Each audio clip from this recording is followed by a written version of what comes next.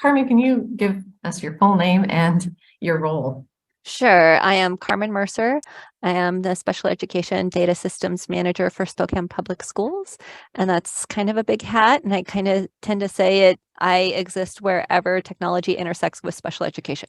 Recently, you embarked on a uPAR pilot, and uPAR is an assessment tool that helps districts understand how students can benefit from read aloud or text to speech and give schools some data on that. So I just wanted to kind of hear from you why you decided to embark on this uPAR pilot, and then we'll go from there. So yeah, I have looked at the product for a while. It was something that I could see that I felt like wrapped some objective data on the question of should students be using read aloud accommodations and how much do they help individual students, as well as some of the pieces where I think the data can help support UDL. So we would like to have all students having these options and making use of them, but some opt to, some do not opt to, and this could be some additional information that we use to help encourage students to make use of tools that can really benefit them and to give them some confidence so that they don't feel like there's someone who can't. They feel like if they have the tools that they need, there are many things they can do, that they can comprehend text, that they can make progress. So I felt like it was a good tool that even preceded. We have so many tools now available with technology, but it helps kind of direct and drive who can use the extra encouragement to be making use of those tools. Great description of that, because you captured why different schools are using the tools, some specifically for determining assistive technology accommodations, others for looking at the UDL approach to access to curriculum through text to speech, and who's benefiting both students who perhaps are English language learners, students who are behind in grade level but maybe don't have an IEP. So all sorts of reasons why districts might use this assessment tool. So what did implementation look like of your uPAR pilot? Yeah, so he had access to implement uPAR at 3 of our school sites. And I was able to get some cooperation from an elementary school, middle school, and a high school. I had the greatest participation in the elementary school and high school groups just because of the capacity of individual staff members who I was able to connect with. And so they were able to screen around 160 students at the elementary school level and 466 students at the high school level. And it was not targeted to specific groups of students for IEPs. Our trajectory is, as we get into fall, we would like to have building-wide screening for these locations.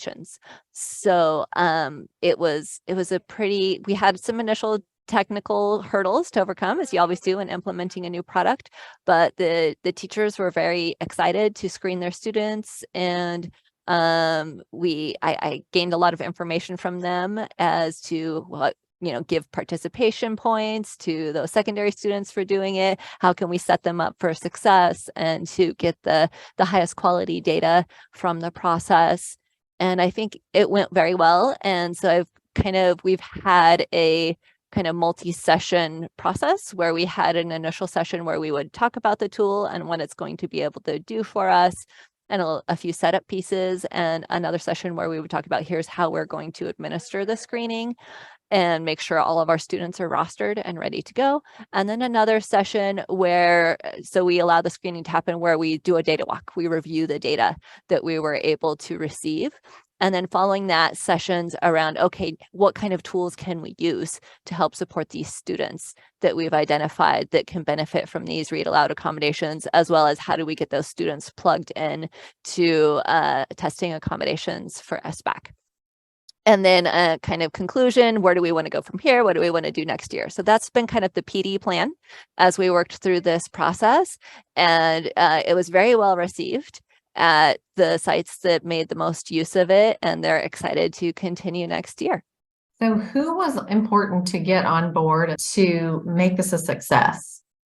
And almost more than any individual specific role or hat in a building was someone who was highly motivated and had good connections. in their building. That's the person to get involved really first, because they can then help with scheduling, help with the lure to get people on board. We offered some professional development hours, which all of our teachers need to take part in, and made sure that that was all set up, that they that was a piece that they had to do anyway, and this they felt they had value in accessing these courses.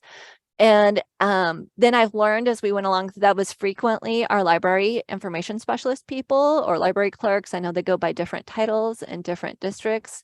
So they were some important people to include. Kind of reading intervention people. There were some that were interested that got on board.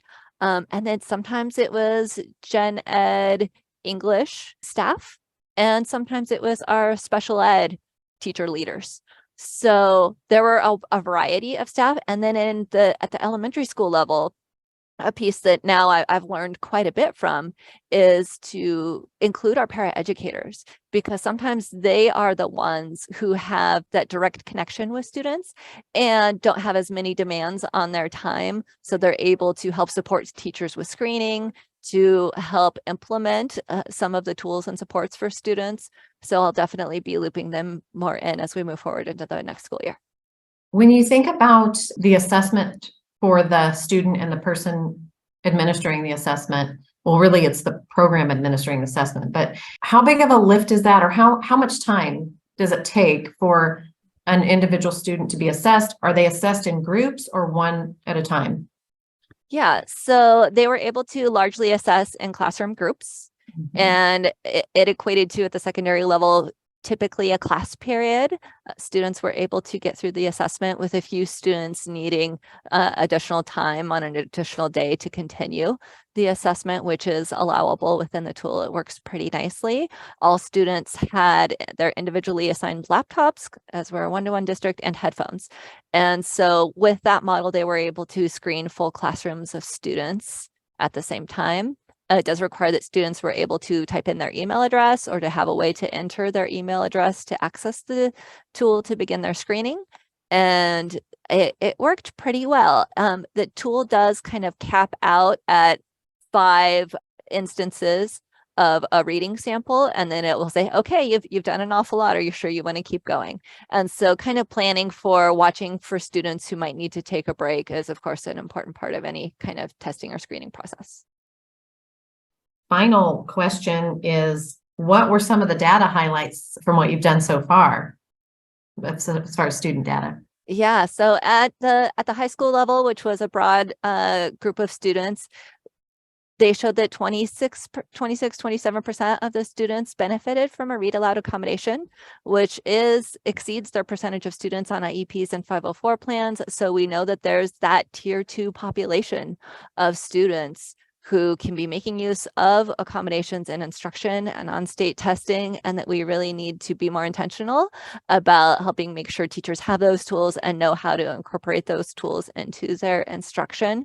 So that was a big piece, is identifying those students who were not already pre-identified in some other manner as being able to make great benefit, the students who were actually able to comprehend text higher than grade level when they have an accommodation. That was something that the information brought out, as well as scenarios where actually students with IEPs were identified as having a read aloud accommodation, but then I would go back and look, and I did not see that represented in their IEPs. So then that was an opportunity where, just because a student has an IEP doesn't necessarily mean the team is aware of all of the tools and supports that could be benefiting that student. Different teams have different capacities and experiences and expertise.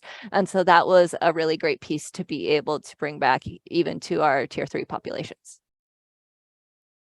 All right, wonderful. Any final words about your uPAR experience?